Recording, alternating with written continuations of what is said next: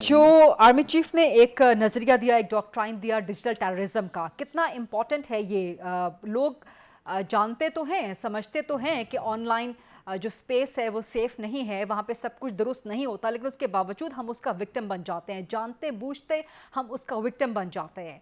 तो कितना इम्पॉर्टेंट है कम से कम ये नज़रिया, इस डॉक्ट्राइन के ज़रिए पहले अवेयरनेस देना, और इस अवेयरनेस का पाकिस्तान में कोई फ़ायदा होगा, and what should be and what ideally can be the next step? देखिए रीवा, बात ये है कि ये एक तो सिर्फ एक नेशनल लेवल का इशू नहीं है, ये ग्लोबल इशू है। जी।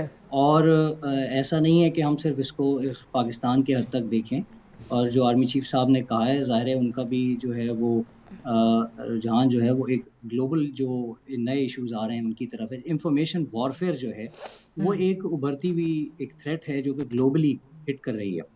इसमें होता ये है कि इंफॉर्मेशन को यूज़ करते हुए, ये सोशल मीडिया को, इन टूल्स को इस्तेमाल करते हुए हम्म। कंट्रीज़ का, लोगों का, पब्लिक का ओपिनियन बनाया जाता है और उसके बाद फिर एक टेररिज्म की एक्टिविटी है जो वो जनरेट की जाती है, हम्म। प्रेशर ग्रुप्स एस्टेब्लिश किए जाते हैं। तो ये बाकी ममालिक के लिए भी एक इशू है, दुनिया भर के अंदर इस चीज़ को देखा जाए तो ज़ाहिर है इस चीज़ को कंट्रोल करने के लिए कवानीन होने चाहिए और बाकी ठीक। जगहों, बाकी ममालिक में भी जैसे कवानीन हैं, तो इसी तरह तो यहाँ पे कवानीन भी की तो कमी कवानीन नहीं की। है ख्वाजा मोहम्मद अली साहब हमारे पास।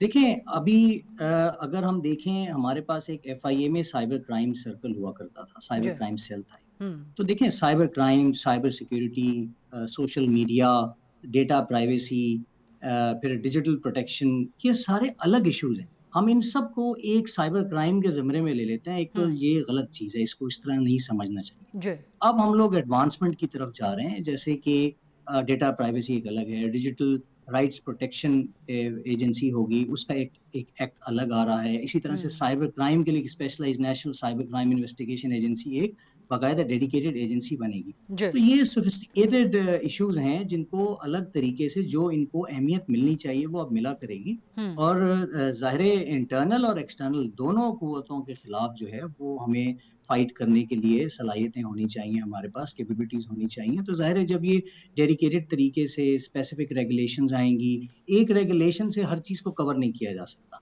तो ठीक। आई थिंक जैसे बाकी ममालिक में अलग-अलग रेगुलेशंस तो हैं, डेटा तो प्राइवेसी आप का इश्यू समझते हैं है। कि जो अब जी। एक नई अथॉरिटी कायम की जा रही है, कायम हो गई है बल्कि, NCCIA, so is that fully equipped, या वो इस पे काउंटर कर सकती है, इस पे कार्रवाई कर सकती है?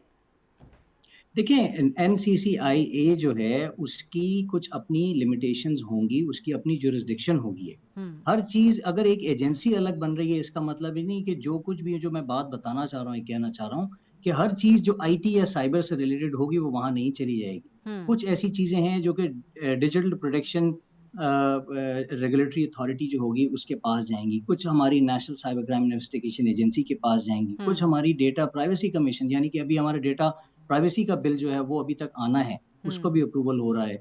तो ये अलग-अलग जो रेगुलेशंस आएँगी, वो अलग-अलग अथॉरिटीज़, इदारों को एम्पावर करेंगी। कुछ पुलिस की कैपेबिलिटीज़ को एनहांस कर देंगी, कुछ ठीक। एफआईए की कैपेबिलिटीज़ को एनहांस करेंगी।